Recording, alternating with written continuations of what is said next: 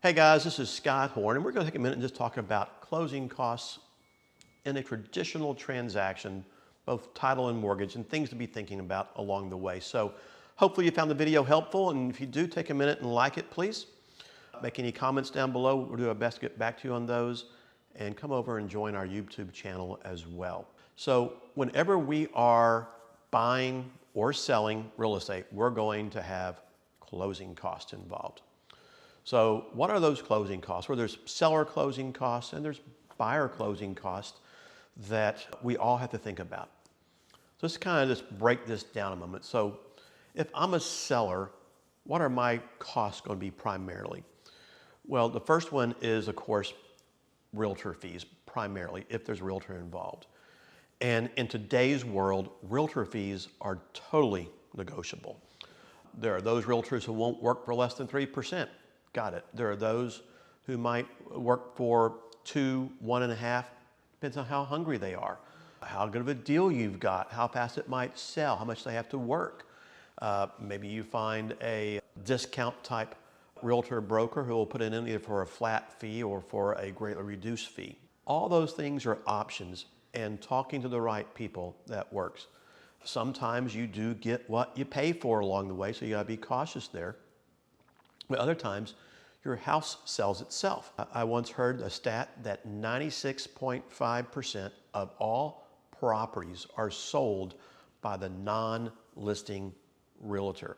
So what does that mean? I mean, someone puts it in multiple listing, they tell you a few things to do your house, and somebody else brings you a property. Open houses do not bring you leads most of the time. What that does is it brings lead to the realtors with people who are looking to buy houses, either to represent them or to get other listings possibly. So a realtor fee can be negotiated by the seller. The second most expensive number that a seller may encourage and encounter, especially today, is going to be maybe closing costs that the buyer asks you to pay. Now, most people have not experienced that because you haven't seen that really since 2009, 2010. But prior to that, oftentimes, sellers were asked to pay anywhere from 1 to 3% closing costs on behalf of a buyer. It was nothing out of the ordinary. But in our marketplace right now, so many people who are involved in the real estate investment industry, especially when investors, you haven't experienced it. You're going, what the heck? Well, trust me, it's nothing unusual. It's just coming back around again. And so that could be a sizable thing that a seller has to deal with. And of course, all things are negotiable. Can you offset that by raising your sales price and agreeing to pay some costs for your buyer? Yep. Negotiate it? Yep. And again, it's time and money. Guys, if you got a buyer on the hook and he's asking you to pay 3% of your fees, keep in mind, if that deal walks away and it takes you 30 days to find another buyer, you just spent 1% for holding costs, taxes, insurance, utilities, yard care, etc. You got to think that way because those are real life numbers that affect your bottom line. And so do I pay that 3% and I'm really saving, only paying 2 in my mind? Am I rationalizing a little bit? Probably. But is that real life? Yep. You got to think that way, guys. And so look at it through that angle at least. But could you also increase your sales price maybe by 1%? Offer the 3%, realizing you're really saving, only costing you 1% to do that deal. Get the deal done, move on, put money in your pocket, go do the next deal, get your profit reinvested somewhere. Time is money. And the third cost that a lot of sellers are going to incur that's going to be the next expensive is a title fee. Unfortunately, you can't do a lot about title fees because title fees are set usually by the state and they're not going to change. They are what they are. Escrow fees set by the closing agent are usually pretty consistent and aren't going to change. There could be a slight variation based on the area you're in, but they keep going up, unfortunately, and they're going to be fairly consistent across the board no matter where you are. So title fees usually are not negotiable with the title company. Escrow fees, like here in Texas, really aren't negotiable. We have a rule called PB 53 that kind of prevents that. What we offer one client, we must offer the other is what it says. However, can you work with your buyer on those fees? Because all fees are negotiable. Can you ask your buyer to pay part of the fee? Can you split those closing costs? You pay your escrow fee, they pay their escrow fee. Maybe you split the title policy. Whether they pay it, you pay it 50-50. Remember, all things are negotiable. In the realtor world, they think automatically every seller is going to pay everything 100%. That's not the case. So being smart and negotiating is worth it. And remember, if you don't ask, you don't get. Open that door, see what happens.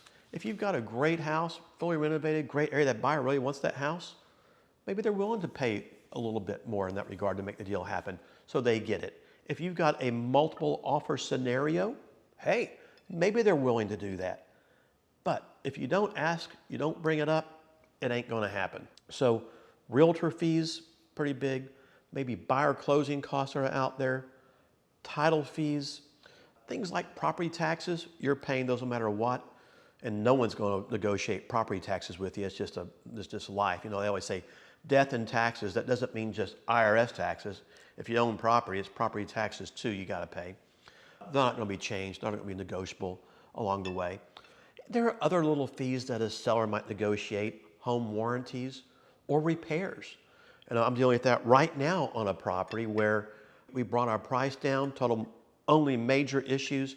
And they're coming back with all this rinky-dink junk. And it's like, no, not going to do it. And we're going to stick to our guns. But in the same token, in my mind, I'm going, okay, well, what happens if they back out because of that? What's my cost and effect? And it's always a negotiation. And unfortunately, in those kind of scenarios, guys, there's no direct answer along the way. So let's flip over for a minute and look at issues for a buyer. And I want to back up one more time for the seller expenses. And this is not really a closing cost, but it is something that could affect the deal. And those are curative issues. And by that, I mean if a seller has an IRS lien, if a seller has a judgment lien or a child support lien, these are things that the seller is going to have to determine if they want to pay, negotiate, and handle in some way. In some cases, in some states, these can be removed from your property. In others, it's not going to happen. Whether or not these actually attach to the real property doesn't matter because your title companies want them removed in order to issue title insurance. So it is what it is. And guys, if you gotta go deal with the IRS, good luck. That's one of those hurry up and wait moments. But that could be a substantial expense that a seller incurs, but that's not really a closing cost. That's an issue that was created by the seller that they just get to deal with. Now, flipping over to our buyer side for a minute, what are we looking at there? Well, sometimes maybe you have a buyer's rep agreement with a realtor where you have fees. Again, fully negotiable on what that is and what it looks like because those fees could be offset by the seller paying your realtor fees. Could be negotiated. Again, I'm negotiating that right now on that same transaction with the repair costs where if they want us to reduce our price a little bit, guess who's going to take the hit? It's going to be the agent along the way. You want to get this deal closed and make a lot of money quickly? Great. Here's how we're going to do it. So all those kind of items are negotiable. Now, when it comes down to closing costs, typically the biggest fee that a buyer is going to incur along the way is going to be their direct closing costs with their mortgage company. Is that a 1-point fee, 2-point fee, something different? Appraisal fees, processing fees, things of this nature. And before you just select a company for your financing, ask the questions what those are. Get it in writing. What are they going to charge you? Could there be any variation out there? So you have a pretty good idea of what to expect and anticipate. And again, different companies are different. There could be a 1-point origination fee, which is typical standard. Maybe it's 0 based on many things, and they make their money when they sell the mortgage into the secondary marketplace. Every deal is different. If you come in with awesome credit, you're a great borrower, easy to work with, fast qualification, less work for them, you have more room for negotiation, I think, at that point in time also. But shop your mortgages because everybody is different out there on pricing structure. So once you get past your basic closing costs, you will have insurance you've got to pay. Again, you can't get around that, but just like shopping mortgage fees, you can shop insurance fees. Unfortunately, insurance rates have gone up for a lot of various reasons along the way, but different companies do charge different pricing, and you can get some good deals and save some dollars that way. Your negotiations with your seller for your closing costs. Again, as I said earlier, this is a new thing coming back into the market that used to be out there that went away for a while. And you can always ask a seller to pay part of your closing costs for you. Again, the worst thing they can do is say no, right? And again, if you don't ask, you ain't gonna get. So your mortgage fees, having your seller help you offset those fees maybe is a great little negotiation. Your title fees, again, probably not very negotiable. Escrow fees are usually pretty well set in stone that are out there. You can ask your title company what they are, and you can compare and contrast. And again, all things are negotiable, guys. Under RESPA, the title company is negotiable. So often, realtors want to steer it to their buddy to do the closing. The seller really doesn't care. Typically, the buyer doesn't care. It's just the realtors who care. But maybe you know somebody. Maybe your agent has a better company, has a cheaper rate than the seller. That is fully negotiable out there and part of the deal. Now, oftentimes, if the seller is paying those title fees and you're paying nothing, is it better letting them go their way than your way? Maybe. Can you still ask? Absolutely. Again, what's the worst thing that happens is they say no and you go back to their title office. The main thing is getting your deal closed. So there are some fees out there that we buyers could incur. Realtor fees, closing costs along the way that you can negotiate, some basic title fees. Insurance is just going to happen, negotiable. But it's understanding, going in and knowing what these things are, getting it in writing. And again, you want to do that before you actually select your mortgage company. Because once you've already selected them and gone through the process, they're going to tell you what they are. They're going to give you some documents to look at and review. That's called a loan estimate. Stop, guys, and take the time and read it.